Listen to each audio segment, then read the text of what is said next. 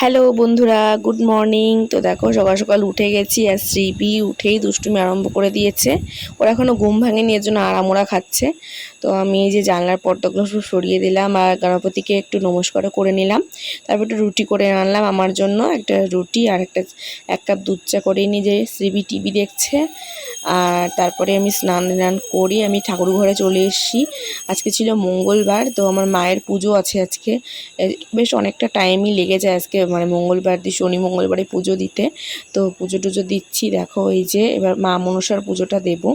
তো আগে প্রথমে ঘরের ঠাকুরের পুজোগুলো দিয়ে নিই, শিব ঠাকুর, মা কালী, রাধা, লক্ষ্মী নারায়ণ। তারপরে মা মনসার পুজো টুজো দিয়ে এসে মেয়েকে স্নান করিয়ে রেখে রান্না টান্না করে গেলাম একটু ব্যাংকে। ব্যাংকের কাজটা করে আসলাম। তারপরে দেখো এই যে দুপুরবেলা আজকে পনির রান্না করেছিলাম। আর রাতে এই যে রুটি দিয়ে আম দিয়ে পনিরের তরকারি দিয়ে খাচ্ছি। আমরা কখনো ঘরে খাই না, তো আজকে ঘরে খাচ্ছি।